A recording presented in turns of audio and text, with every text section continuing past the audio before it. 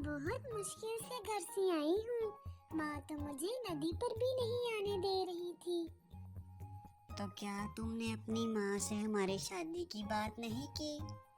बात तो मैंने की थी, पर माँ नहीं मानी। माँ को किसी ने बताया है कि तुम कोई कामकाज नहीं करते और आवारा भी हो। ये काम जरूर पप्पू कबूतर ने किया है, वो तो मुफ्त में मुझसे जलता है। माँ को किसी ने ये भी बताया है कि तुम किराए के घर में रहते हो। इसका मतलब है कि तुम मुझसे शादी नहीं करोगी, और ऐसा है तो मैं तुमसे कभी दोबारा मिलने नहीं आऊंगा। नहीं नहीं, ऐसा तो नहीं कालू जी, मैं आपसे बहुत प्यार करती हूँ। मैं शादी करूँगी तो सिर्फ आपसे ही, चाहे मुझे कुछ भी करना पड़े। माँ जी, मैंने आपको पहले भी बताया है कि वो काला बहुत बुरा और आवारा है। आप अपनी बेटी को समझाएं, आज वो फिर काले के साथ बैठी हुई थी। मैंने इसे बहुत समझाया है, मगर वो मेरी बात सुनती ही नहीं। ना जाने इस काले कौवे ने क्या जादू कर दिया है मेरी बेटी पर। कालू जी, अब मुझे जाना होगा। मेरी माँ घर में मेरा इंतजार कर रही होगी। फिर गोरी कभी ये कहकर चली जाती है। तुम कहाँ से आई हो? माँ, मैं झूठ नहीं बोलूंगी। मैं काले कौवे से मिलने गई थी। वो जिंदगी है मेरी।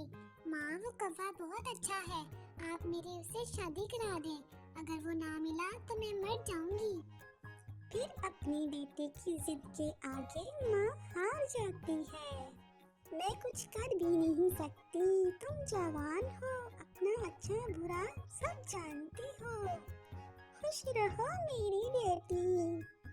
अगर तुम्हारी यही ख्वाहिश है तो कव्वे से कहो तुम्हें ब्याह के ले जाए। ये सुनकर गोरी कौवी बहुत खुश हो जाती है। अब आप फिक्र ना करें, मैं पहले जैसा नहीं रहा। मैंने खुद को बदल लिया है और इसको खुश रखूंगा। मैंने अपनी बेटी को बहुत नाज नखरे से पाला है, तुम इसका ख्याल रखना। फिर उनकी शादी हो जाती है। फिर काला कौवा गोरी कौवी को ब्याह कर ले जाता है। पति जी, आज हमारी शादी का पहला दिन था। कुछ अच्छा खाने को ही ले आते। शादी के बाद कोई अपनी बीवी को सूखे दाने खाने को देता है। जो है वही मिलेगा। मैंने कौन सा मीठे फल खाए हैं। अगर तुम्हारी माँ तुमसे इतना ही प्यार करती थी तो तुम्हें 2-4 दिन का खाना साथ दे देती। अरे ये क्या, आपके घर की तो खिड़की भी टूटी हुई है। तो चुप कर जा, मुझे पता है। आज पहले ही दिन गोरी कौवे का रवैया बदला बदला लगता है। उसने सोचा शायद उसका वहम है। ऐसे ही कुछ दिन गुजर जाते हैं। एक दिन दोनों नदी पर बैठे थे। गोरी कौवी ने कौवे से कहा, कालू जी, मुझे कल कबूतर मिला था। उसने मुझे बताया कि आप नशा भी करते हैं। तुम क्या लेकर आई थी? सब अपनी माँ से जहेज लेकर आते हैं। अगर तुम कुछ ना लाई तो मैं तुम्हें घर से निकाल दूंगा या तुम्हें छोड़कर कहीं और चला जाऊंगा। ना ना कालू जी, ऐसा ना करना। मैं मर जाऊंगी आपके बिना। मैं आपसे बहुत प्यार करती हूँ। जो बातें कबूतर ने बताई वो तो मुझे शादी से पहले ही पता थी, मगर मैंने फिर भी आपसे शादी की। मैं अभी जाती हूँ और माँ से कुछ पैसे लेकर आती हूँ। फिर गोरी कौवी अपनी माँ की तरफ चली जाती है। गोरी बेटी, ये तुम्हारे मुंह पर सूजन कैसी? बताओ किस काम से आई हो? माँ जी, कालू जी ने कुछ कारोबार किया है जिसके लिए मुझे कुछ पैसों की जरूरत है। अगर आपके पास पैसे हैं तो दे दे। बेटी, कौन सा नया कारोबार शुरू किया है? सारे जंगल को कालू की करतूतों का पता है। ये लो पैसे और उससे लड़ाई ना करना। मुझे पता है तुम्हें उसने मारा है, तुम्हें कोई मच्छर नहीं काटा।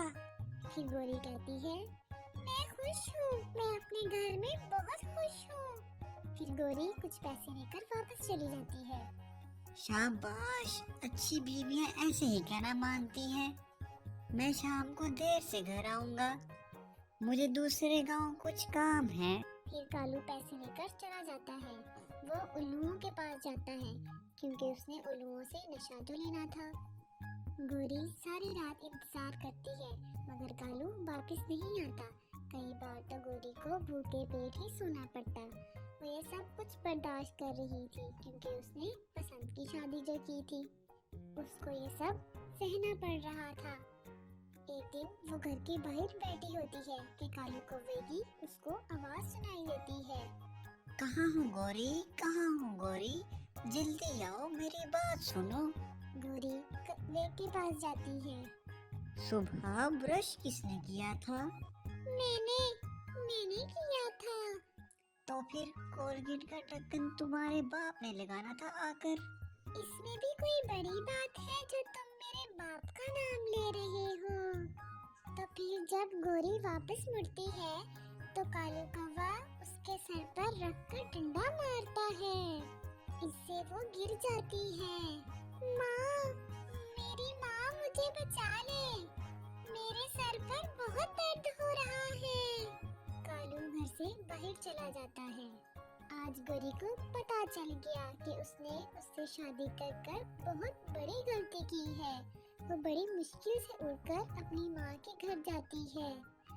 मेरी बेटी को क्या हुआ? तुम्हारे सर से खून बह रहा है। फिर गोरी कभी खामोश हो जाती है। बस अब बहुत हो गया, अब मैं तुम्हें नहीं जाने दूंगी उस कौवे के पास। फिर गोरी कभी अपनी माँ के गले लगकर जोर जोर से रोने लग जाती है। वो बहुत पछता रही थी कि उसने अपनी माँ की बात क्यों नहीं मानी, लेकिन अब पछताने का कोई फायदा नहीं था क्योंकि गुजरा हुआ वक्त लौटकर वापस नहीं आएगा। तो दोस्तों, शादी जैसे मामले में अपने माँ बाप की जरूर सुनो, वरना आपको गोरी कौवे की तरह पछताना पड़ेगा।